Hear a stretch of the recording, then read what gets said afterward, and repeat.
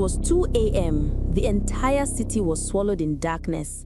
Ada was barefoot on the tiled ground behind her family's flat, walking to the toilet. Her phone was dead. There was no touch, no light, nothing. And then she felt it. Something warm, something alive, something that moved beneath her foot. In the next 2 seconds, her life flashed before her eyes. Because in the darkness, pressing against the sole of her foot was one of the deadliest creatures in Nigeria, and Ada had nowhere to run. This is the story of how Ada survived the night that almost killed her, and how she discovered that her survival was meant for something bigger, much bigger. The power cut came around 8 p.m., like it always did in the Sunshine Estate on the outskirts of Port Harcourt. Ada heard the loud click as the electricity pole outside their flat went dark, followed by the silence that only a blackout can bring. She was in her room, lying on her bed, trying to finish a chemistry assignment for her university classes. The laptop screen that had been lighting up her face suddenly went black. Here we go again, she muttered to herself, shaking her head. Ada was 21 years old, a second-year student at the University of Port Harcourt, studying chemical engineering. She had the kind of face that made people trust her immediately, dark eyes that seemed to see everything, a natural smile, and a no-nonsense attitude that came from being the first child in a struggling family. Her mother had sacrificed so much to get her into university, and Ada felt that weight every single day. She could hear her father shouting from the sitting room, "Efe, where is that generator fuel? This thing is becoming a daily wahala." Her father, Efe, was a retired civil servant who spent most of his time complaining about the state of Nigeria. Their generator had been acting up for weeks now, and fuel was becoming too expensive to run it every night.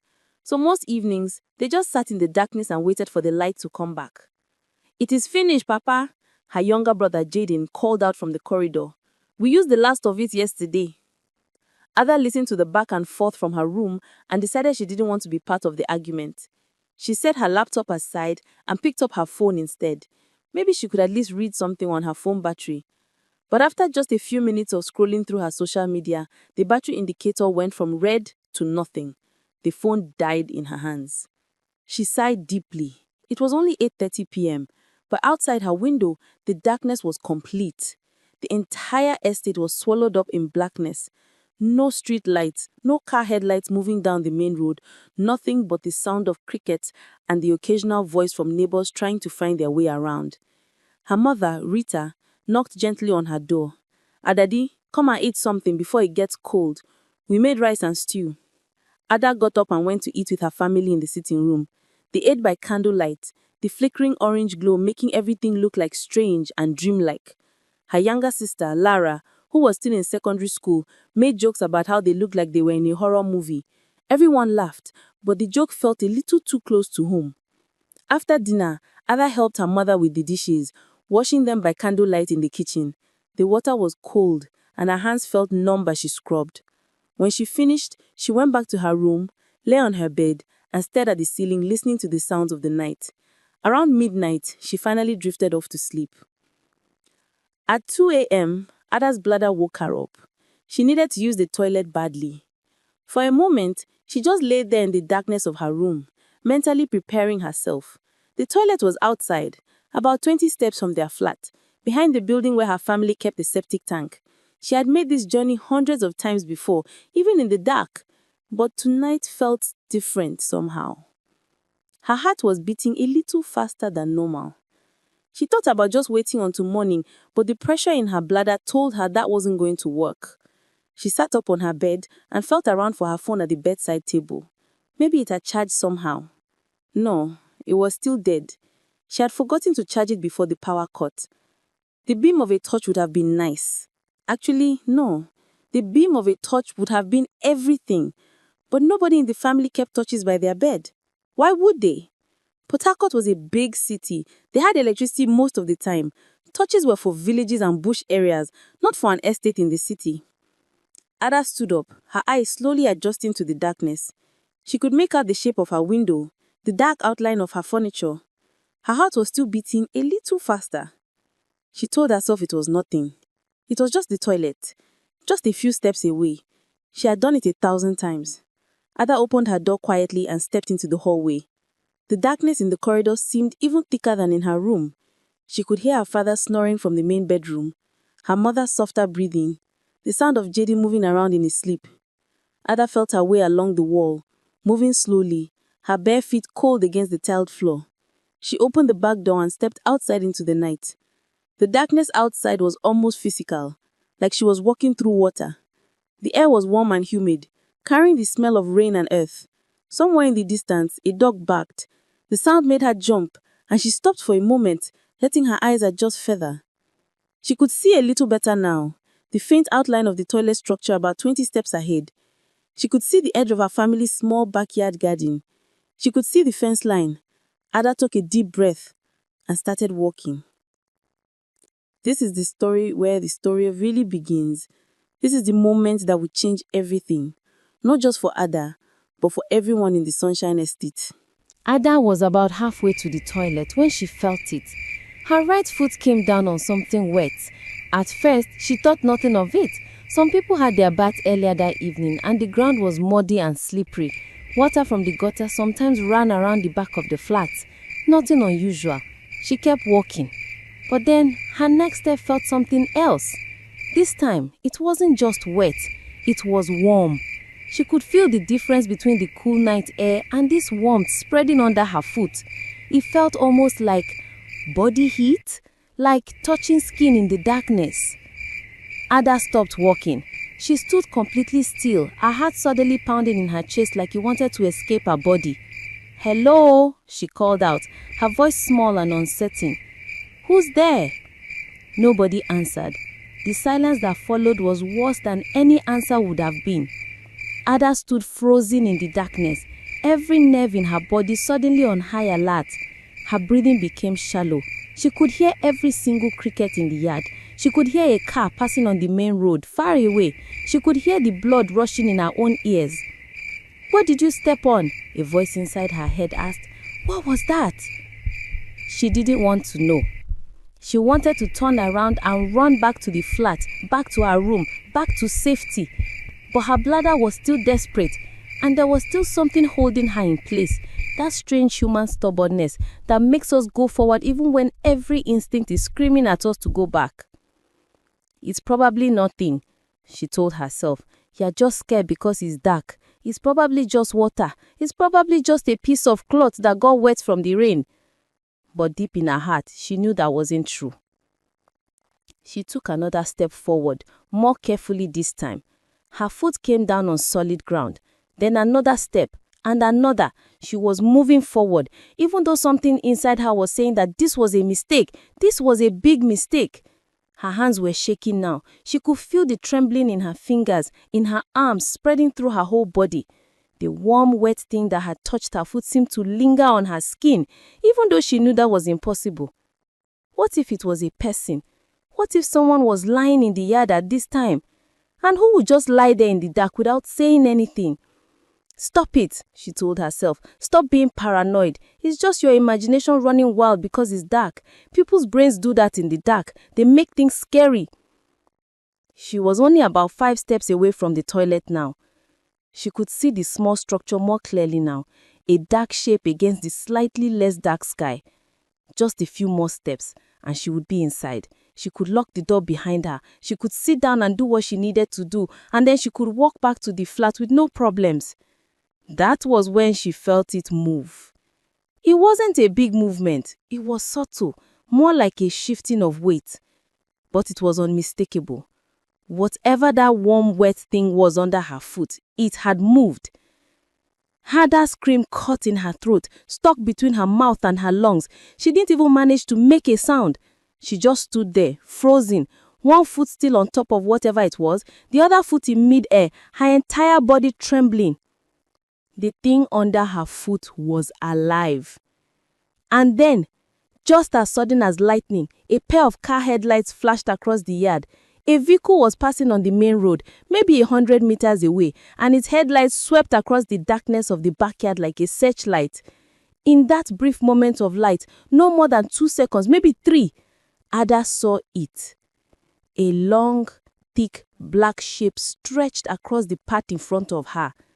It was coiled with its head slightly raised, and the scales on its body were making them glimmer like dark oil. A snake. A very big snake. And Ada's foot was right on top of it. The headlight passed and the darkness rushed back like a wave, but it was too late. Ada had seen it. She had seen the snake. She had felt it moving beneath her foot, and now she was standing in the pitch-black darkness with a cobra coiled at her feet, and she couldn't see a single thing. Time seemed to stop. Ada couldn't breathe. Her entire body had gone rigid, like someone had poured concrete into her bones. Her mind was spinning, throwing questions at her from every direction. Should I scream? Should I run? What if I scream and it bites me? What if I run and it follows me? Can snakes move fast? How fast? Is it a cobra? Is it poisonous? Oh God, is it poisonous? The snake didn't move. Ada didn't move. They were frozen together in the darkness, two creatures locked in a moment of terror. She could feel the snake's body under her foot, the muscular, thick mass of it, the scales. It was warm. That was the detail that stuck with her the most. It was warm, like it had been lying there in the night heat, absorbing warmth from the earth. The septic tank. A small rational corner of her brain suddenly said, snakes like warm places. The septic tank is warm. But she didn't have time to think about that now. Very slowly, so slowly that her muscles screamed in protest, Ada lifted her foot off the snake. Her leg was shaking so badly that she could barely control it. The movement felt like it took 1,000 years. The snake didn't strike. It didn't attack. It just lay there, a dark shadow against the darker ground. Ada took one step backward, then another, then another. She didn't take her eyes off where the snake was, even though she couldn't see it anymore. Her heart was hammering so hard that she thought it might actually break through her ribs. 2 more steps, the ground was slippery under her feet. She could feel moisture now, could feel how wet and muddy the backyard had become. The snake didn't move. 3 more steps. 4. Ada kept backing away, step by step, her eyes locked on the darkness where the snake was. Her mind was screaming at her to run, to turn around and sprint back to the flat as fast as her legs could carry her. But some deeper instinct told her that turning her back on a snake in the darkness was a very bad idea. When she was about 10 steps away from where the snake lay, she finally turned around. And then she ran. She ran with her arms flailing in front of her, her feet splashing through the mud, her breath coming in short, sharp gasps. She crashed through the small garden her mother had planted, trampling over the vegetable beds without even noticing. She crashed into the back door of the flat, her shoulder hitting the wooden frame with a loud bang. The pain shot through her shoulder, but she barely felt it. She pulled the door open and stumbled inside, slamming it shut behind her. Her hands were shaking so badly that she could almost not turn the lock, but she managed it. The door was locked. She was safe now. She was inside. For a long moment, Ada just stood there in the darkness of the corridor, gasping for breath, her whole body shaking like she was having a seizure. She had seen a snake. A big snake. A cobra, almost certainly, and she had stepped on it. From the main bedroom, she heard her father's voice. Ada, is that you? What happened?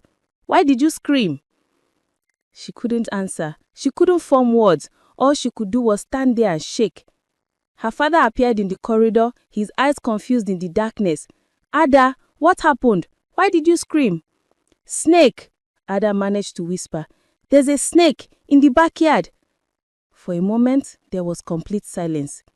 Then, her father moved fast. He lit a candle and started putting on his shoes. He was shouting for his mother, for Jedin, for everyone to wake up. Within minutes, the whole house was in chaos. But Ada didn't go back outside. She sat on the couch in the sitting room and hugged her legs to her chest, still shaking, still not able to believe what had just happened. That was when it fully hit her. What could have happened? What so easily could have happened? If that snake had bitten her, if its fangs had gone into her leg or her foot, she would have been poisoned. Out here far from the main hospital in the city, with no power, with no vehicle immediately available, she could have died. She could have actually died. All because she had walked into the darkness without a torch. All because she had thought that a few steps to the toilet was no big deal. She was so wrong. Morning brought the truth, and the truth was worse than anything Ada could have imagined.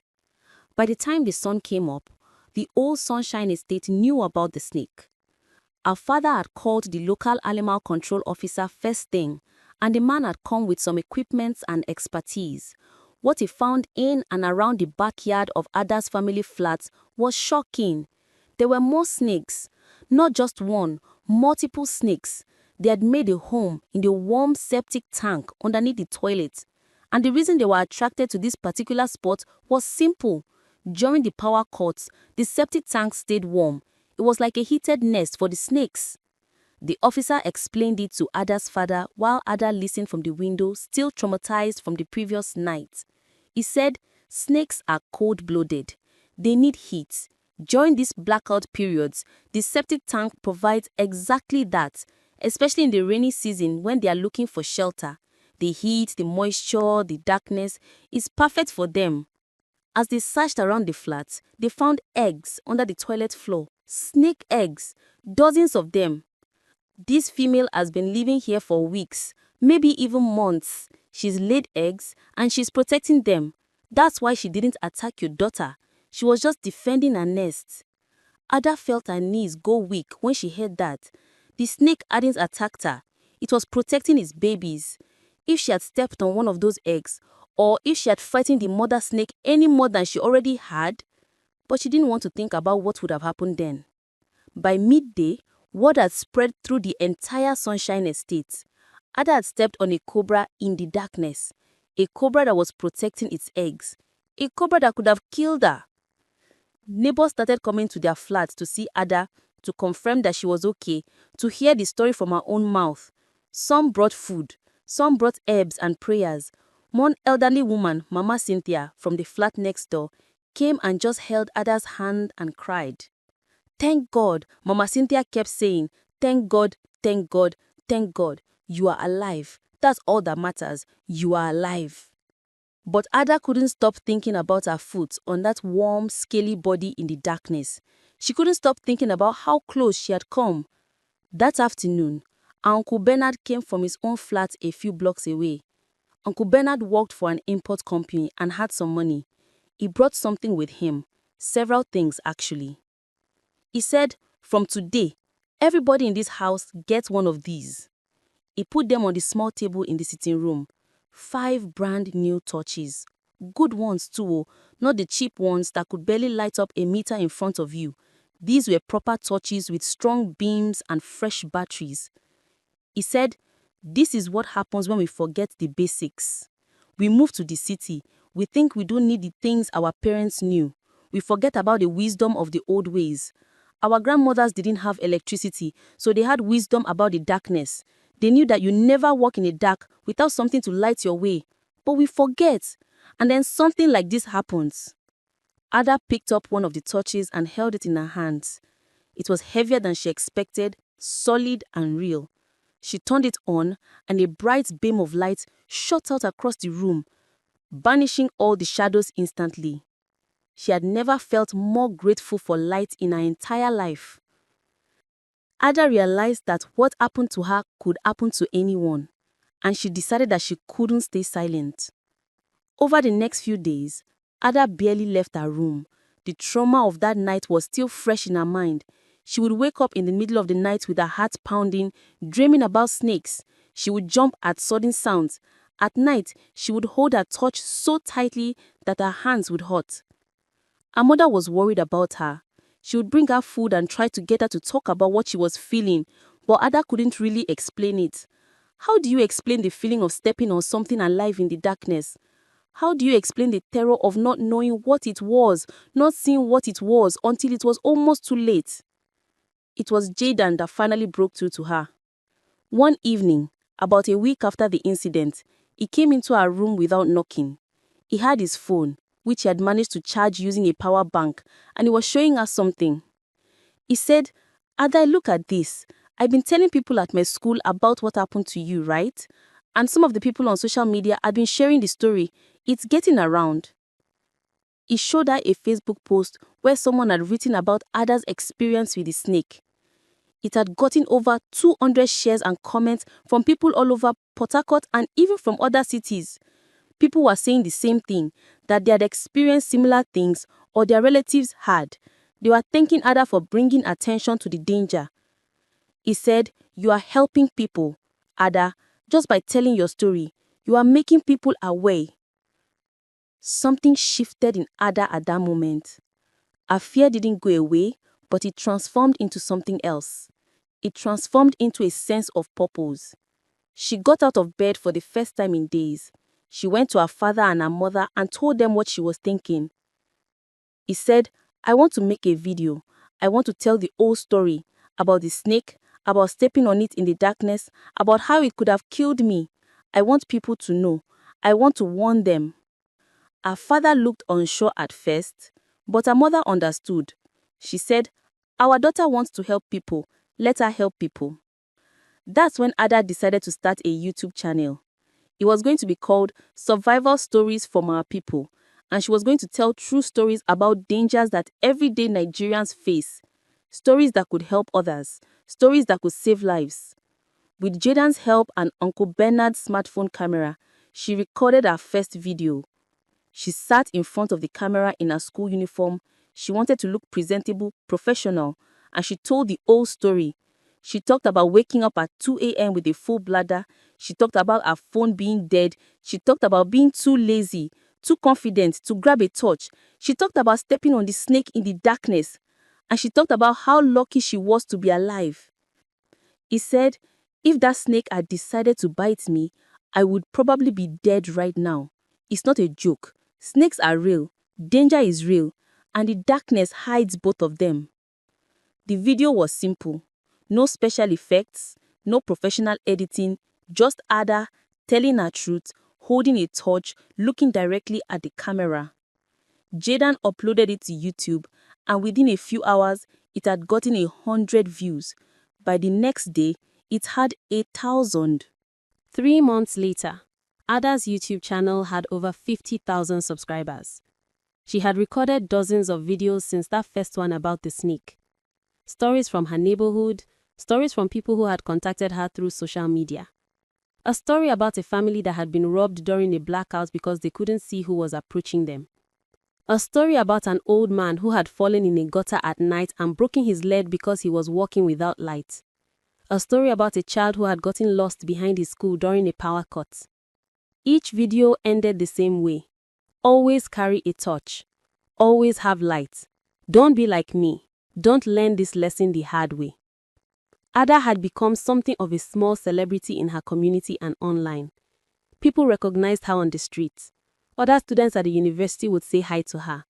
But more importantly, people were listening to her message. Imagine this. Every time someone watched one of Ada's videos and decided to keep a torch by their bedside, they were potentially saving their own life. Every time someone shared her video and their family member decided to carry a torch at night, that person was potentially avoiding the same danger Ada had faced. In the Sunshine Estate itself, things had changed dramatically. Neighbors who had never spoken to each other before were now talking about Ada's story. People were buying torches. People were installing better lighting. People were being more careful. Even the local government had noticed. One official had reached out to Ada through her YouTube channel, asking if she would be willing to work with the local council on a safety awareness project. It wasn't much, just a small project, but it was something. Ada's university grades had actually improved too. She had been so focused on her studies before, always stressed and anxious about doing well, that she had made herself miserable. Now, with the channel taking up some of her time, she felt less pressure. She felt like she was doing something that mattered. Most importantly, Ada had healed from the trauma of that night. The nightmares had stopped. The constant fear had faded. What remained was something different, a kind of quiet confidence that came from knowing that something good had come from something bad. One evening, about 4 months after the snake incident, Ada was in her room recording a new video. The sun was setting outside her window, painting the sky orange and pink. She was sitting with a torch in her hand, the same torch that Uncle Bernard had given her constant companion now. She said to the camera, "Today, I want to tell you something personal. 4 months ago, I stepped on a snake in the darkness. I was terrified. I thought my life was over. I thought I had made the biggest mistake of my life by being careless, by being lazy, by thinking that a few steps in the darkness wouldn't hurt." She paused and looked directly at the camera. "But that terrible night led me here. It led me to this channel. It led me to talk to thousands of people every week. It led me to help people protect themselves. It led me to find a purpose." She held up the torch. "I don't know what will happen to me in the future. I don't know if I'll finish my engineering degree and work for a big company. I don't know if this channel will make me famous, but I know this much. I know that every single person watching this video right now has the power to save their own life. By simply carrying a torch at night, by being smart about the darkness, by remembering Ada's story and not making the same mistakes I made." Her voice was calm and clear now, confident. "So I'm asking you and begging you, please, carry a torch at night. Tell your family to carry a torch. Tell your neighbors, tell your friends, not because snakes are waiting for you in the darkness. They might not be, but because you deserve to see where you are going. You deserve to be safe. You deserve to live." She smiled at the camera, and it was a real smile, filled with peace and purpose. Thank you for watching. Please subscribe to this channel. Please share these videos. Please help me save lives. Because every time you do, you're not just helping some stranger, you're making sure that nobody else has to step on a cobra in the darkness and survive by sheer luck. She held the torch up to the camera one more time, the light bright and clear, banishing all shadows. Always carry light. Always stay safe. This is Ada, and I'll see you in the next video. Today, torches are as common as mobile phones in the Sunshine Estate. Every household has at least 3. Schools have started programs about nighttime safety using Ada's videos in their curriculum. The local radio station invited her to speak about safety awareness. Ada's mother, Rita, sometimes gets emotional when she talks about what happened. "My daughter almost died, but God turned it into a blessing. He used my daughter to protect so many other people." Mama Cynthia from next door always keeps 3 torches in her house now. One in her bedroom, one in her sitting room, one in the kitchen. She's shown the video to all her children, all her grandchildren. This is what can happen when we're careless. This is why we listen to Ada.